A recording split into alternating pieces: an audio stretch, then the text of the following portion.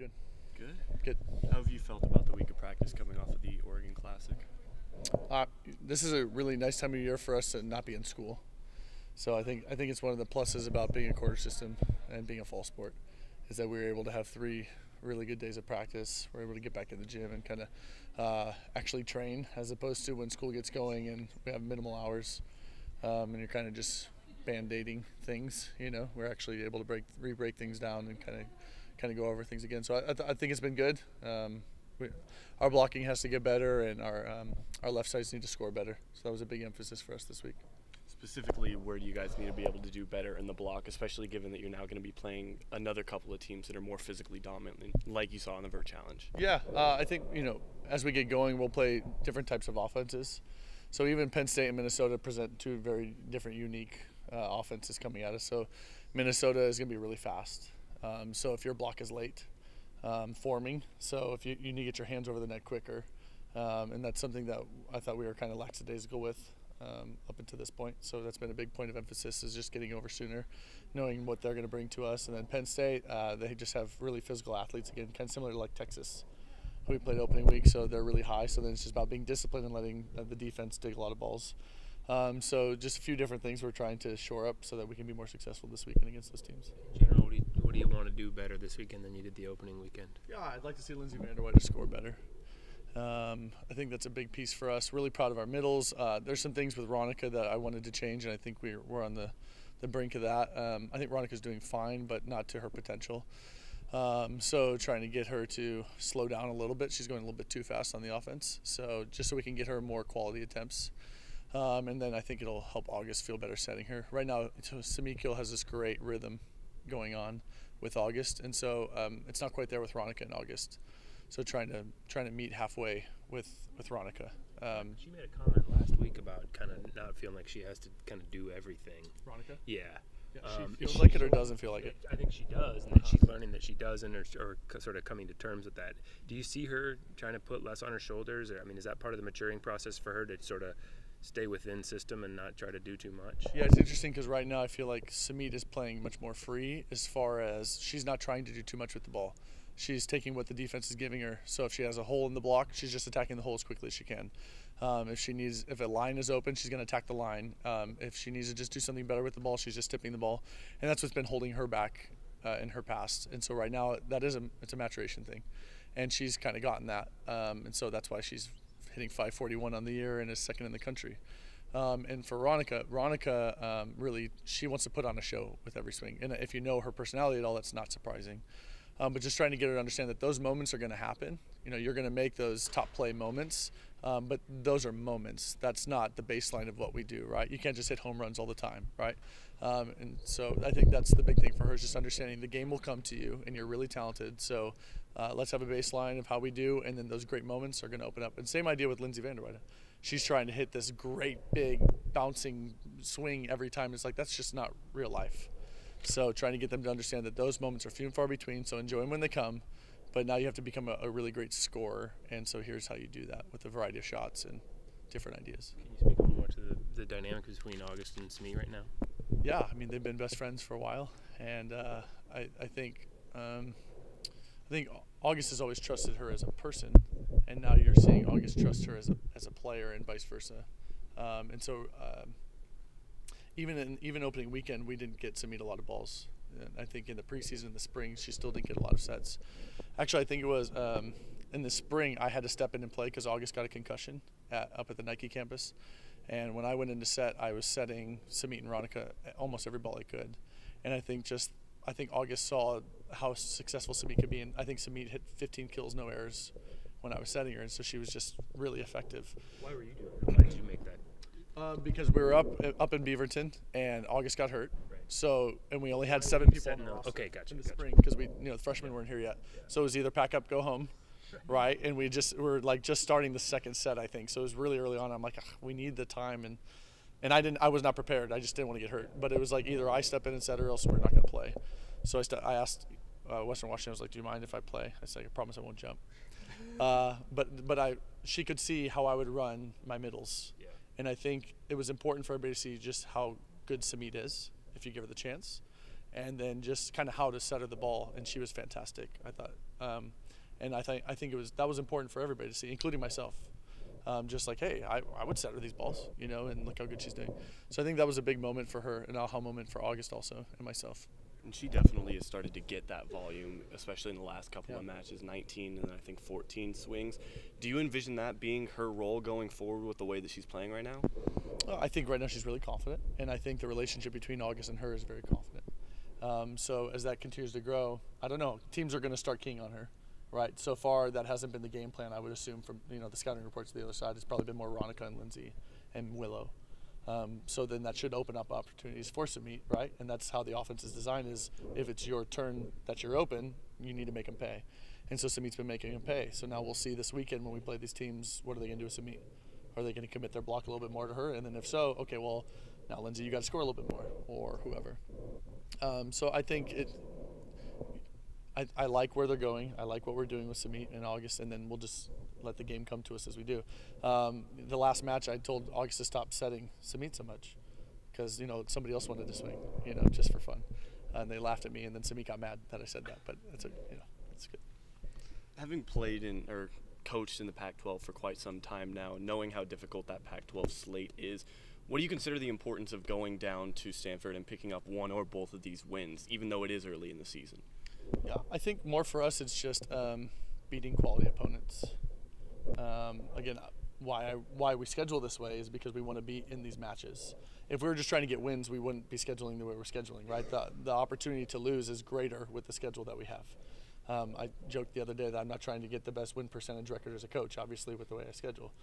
But these are the teams we're going to have to beat if we want to go make a deep run in the tournament. So we need to have some success doing that. And even if that means right now, opening weekend, we're point for point, but then we see that we can go point for point with the best teams in the country. So right now, Minnesota's number 1, and Penn State's 5, and Penn State's won more national championships than anybody in the last decade. So can we go point for point with them, and then can we seal the deal at the end when the pressure's on? And we need one of those breakthrough opportunities for us, and so we have to be in these matches to do it, and then we just have to come through. How do you feel like August is settling into this new offense that you guys have going this season? I think it's always a work in progress. So I say that because it's her first time being in the lead, So for her, I think everything's new all the time. So she's unbelievably talented athletically. It's about decision making and then keeping a good temperament as the leader on the court, and I think that's just constantly evolving. And I think you can see that with Samit. You see how that relationship evolves. Well, that's just part of August's game. That's all of Samit's game, and that's part of August's game. So now, can she continue to evolve those relationships with everybody else around her? And if she can, the more and more people she can do that with, we're going to be really dangerous. A lot of times in other sports, whether it be football or basketball, you see maybe a star quarterback come in and the coach gears the offense around that quarterback, or gears the offense in basketball around the point guard. Is that what you did because you saw what you had in August? Yeah, so August is really unique compared to every other setter where she's so physical up at the net. So we try to dig the ball up a little bit tighter and give her more options to be offensive. She touches around 10.5, so that's 3 feet above the net, which that's the top of the antenna for us. So, it's just a really unique skill set that she has.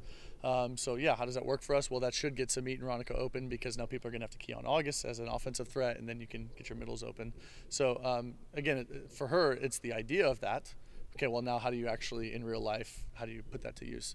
So, she's going to make mistakes, but ultimately by the end of the year, I think she's going to be a pretty fantastic setter. You've referred to her as a unicorn. Yeah. You just never seen someone like her with that. It's just really rare. It's really rare, not only to be that high, but it's not because she's tall. She's not the tallest setter, but she's just so athletic, jumps so fast. Her lefty arm is very powerful. She's hit people in the face because they just don't see it coming, and then boom, it's gone. So it's just a really interesting dynamic that she can. Most setters are blocking liabilities. She's one of our best blockers. So that's another piece, There's just so many things that it goes unnoticed with her because she's just so athletic that she can just pick up balls that are freak plays that she'll just make better because of the things that she can do. So how's Samit doing defensively? Obviously her offensive numbers. Yeah, I think that's been my biggest focus with her this week is great, we're scoring. Okay, now let's not let them score so well. And this week, both Minnesota's middles and Penn State's middles get a lot of balls, and they scored a really high percentage. And that hasn't been our strength. Veronica and Samit blocking the middles, it hasn't been our best thing. And we put a lot of time in the spring, and now, so hopefully we'll get tested a little bit this weekend, and we'll see how we respond. You saw Brooke before in that libero position. What are you seeing from her kind of stepping up and taking on like such a high position her first year? Yeah, Brooke Nunaviller.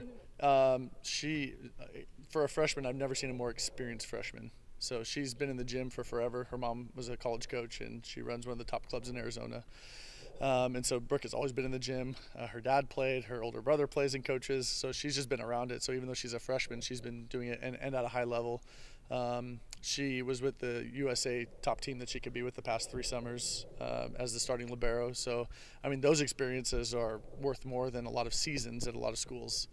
So she's very ready for this. I don't think, I was amazed because our first match at Texas, I thought our 2 most calm and prepared players emotionally were Cameron Tasset and Brooke Nunaviller, our 2 freshmen.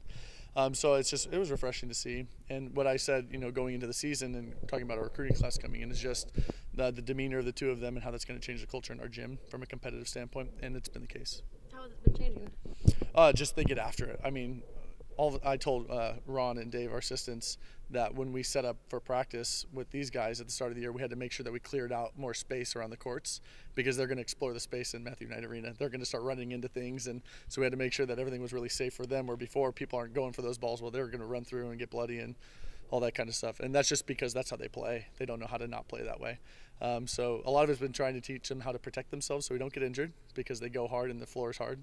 I just think that mindset of they're not going to let a ball fall and they're going to hold other people to that accountability. I think it's been great for us. Has it helped elevate the other players as well and their competitiveness, not just within matches, but also with finding a spot? You said. I mean, I think last year, floor defense was our weakness, and right now we're second in the conference in digs per set, which is pretty impressive considering how well we're serving and how well we're scoring. And our blocking aren't huge numbers, but they're competitive with everybody else. So, I mean, that's a huge piece for us all of a sudden to now dig up some of those balls. We lost to BYU in the playoffs last year because we couldn't dig their outside. And that's just changing now. People can't score as easily on us because we have the 2 of them back there. And again, I think it's their mentality. And now all of a sudden you see Lindsay digging some balls that maybe she wasn't before. And actually, Lindsay's leading us in digs right now per set, which is pretty cool to see that. But then also adding Brooke Van Sickle back in the lineup, and she's a great defender who was leading us before she got hurt last year. So it's just all of a sudden now you have all these people, and Kyra Hanawahina had a great spring. So now we just have a lot of people back there protecting the floor, and August is a nice defensive player. So. And Brooke Van Sickle, how's it been like having her back? I still think she's coming back slowly. She's not able to put together yet what I would say are elite practices back to back to back. But she's in them all, so that's awesome. And she is taking a bigger load as we go on. So I'm really protective of her. So, but it's at some point, I know she wants to play all the way around, and I know what she can do for us. So it's just about protecting her, making sure in December she's playing her best volleyball. When you talk about August's just natural skill sets and unique abilities, it seems like someone that is set up to be like 4-year starter. What was it that changed this going into her senior season? Well, I mean, I wasn't part of her recruiting process, but I know that Maggie. So the way that the scholarships lined up, generally you want to have setters every other year. Okay. So we had Maggie Scott and then August the following year. So that's not ideal because then it's like bringing in 2 Marcus Mariotas back to back, right? I mean, it's like, well, one of them should play. So you want to give them a gap so then at least they'll have 2 years to do the job. So with the idea with Kylie is you have Kylie right now. And we'll have back-to-back setters again. So you'd like to get a gap there. So if you can redshirt Kylie and allow August to run the show this year. So before it was Maggie and her back-to-back, and Maggie was a great leader for our program, is number 3 all-time in assists, and so she was pretty good. So then, okay, well, how does that work? Where August, well, the hard part with August before is that her best assets physically are up at the net. So a 6'2" doesn't really work best for that. So we're just really good coaches, that we take her best skill set and throw it out the window. But so now she gets her time, and that's what you do. You prepare for your opportunity, and now she has her opportunity, so let's get after it. What's the relationship like between August and Kylie, and what's Kylie's mindset been like knowing that she's probably going to redshirt this year, probably going to run the show next year? I've been really proud of August, and I think she's been a really good mentor to her. And she hasn't been bossy. I think she's just a friend, and answers any questions she has, or if she feels like Kylie's struggling understanding what I'm talking about, because I don't speak well very often. She'll try to translate for her, you know, because she's been there and she's been a part of it. But Kylie's pretty cool and very confident. So I think it's just been pretty easygoing for both of them. And Kylie is handling this really well. So I think Kylie's a stud. I think Kylie's going to break a lot of records. That's really I think she's really fantastic. But I think August is too. And there's no substitute for experience. And August right now has 3 years of college experience over Kylie. And it's her turn. And that's how it should be, you know. And Kylie shouldn't get beat out when it's her turn. And then she'll have the experience. So I think Kylie's learning right now. And I think if she were being honest, and Carson and Chandler, if they were being honest with you, they would say that they're really grateful to have this opportunity to learn without the pressure on them of having to score. So. How the old buddy held up after he had to jump in and play in the spring? You should. There's film actually. There is film. So I had like travel shoes on. Go Nike, great shoes. Okay, but I had travel shoes on. They're not best for playing. Yeah. And in Arizona, I had to jump in and play this past fall, and I had those shoes on, and I busted my ankle, bad. And so all I was thinking is like, I'm not gonna do that again. They hurt really bad. So I was like faux running around trying to set. You know, there's a lot of like you go type thing. Yeah, it was okay. It was nerve wracking. That's what it was. That's right. I was not gonna get hurt. Yeah, it went well. They were talking crap to me. It was good. I love that. So you're always like, you. Yeah, you got it. That's good. Everybody else can work on their setting. Yeah, that's good. Cool. Thanks, guys. Thank you. Appreciate it.